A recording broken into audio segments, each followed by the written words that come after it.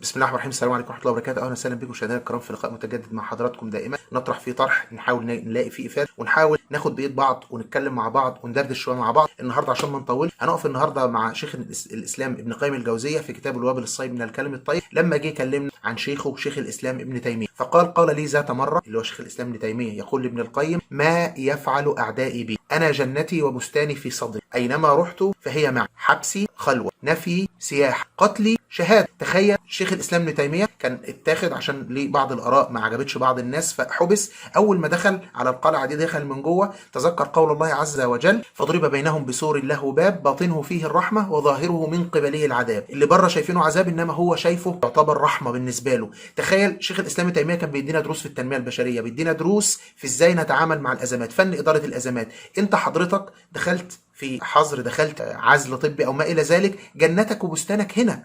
القرآن اللي تحفظه، الحديث اللي تحفظها، المسائل اللي عايز تعملها. قبل كده انا قلت يا جماعه احنا دلوقتي عندنا دايما حاجات كنا بنقول عليها الانفينيشد بزنس، عندنا حاجات ما عملناهاش. كنت بقول يا لو في وقت كنت قريت كذا، كنت عملت كذا، كنت كملت. قدامك فرصه غير طبيعيه ان انت ترجع وتراجع وتدرس وتحصل. انا مش هضحك على حد واقول ان انا قاعد هنا في الجنه وان انا مبسوط وان انا كذا، لا، اكيد كلنا متضايقين، اكيد في بعضنا بيجي له حالات زهق وملل كتير، ما بنكرش، بس بقول لك التفكير الايجابي انك تبص خارج الصندوق. في قصه بسيطه خالص كده، بيقول لك ان مره جابوا واحد في شغل، وفي مره افتقدوه، ما لقيهوش في الشغل دوت في مره، لان هو كان الشغل بتاعهم دوت في ثلاجات. فالراجل الصبح فتحوا ثلاجه من الثلاجات لقوه ميت فيها وكاتب: انا بقالي 10 دقايق في الثلاجه، درجه الحراره انخفضت جدا 10 درجات، فانا خلاص كده هموت، لان انا عارف ان درجه الحراره لما تنخفض 10 درجات مش هستحمل اكتر من ساعه. بعد نص ساعه بكتب لكم: يا جماعه انا الحراره خلاص لا تطاق، انا هموت، نفسي معجزه حاجه تنقذني. بعد ساعه كتب: انا خلاص كده في سكرات الموت، خلوا الناس تسامحني وكذا وكذا. طبعا الراجل مات وفتحوا لقوا عليه كده.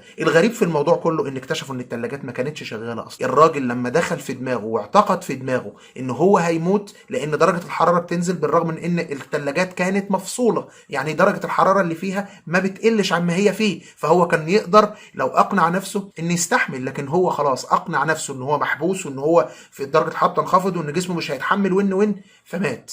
استسلم. ده اللي انا بقوله لحضرتك، لا تستسلم. اللي بقوله لحضرتك ان حضرتك تقدر تخلي الوقت اللي انت قاعد فيه في البيت دوت وقت تستفيد منه، وقت يغير حياتك. انا بقول لكم انا ابتديت اتغير، انا في حاجات فيها تتغير، بقيت ابص الامور بطريقه مختلفه، بقيت اراجع نفسي، بقيت استرجع شريط ذكرياتي. في حاجات كتير عملتها كنت بقول يا ريتني عملتها افضل، وفي مواقف بحاول اصلحها ما كنتش بصلحها. ده مش عيب، كلنا بنغلط، كلنا عندنا مشاكل، كلنا بلا شك. حضرتك اللي بتسمعني وحضرتك اللي بتسمعيني، مين فينا ما بيغلطش؟ مين فينا ما عندوش مشاكل؟ مين فينا ما فيش مراجعات بيعملها مع نفسه يقول انا غلطت؟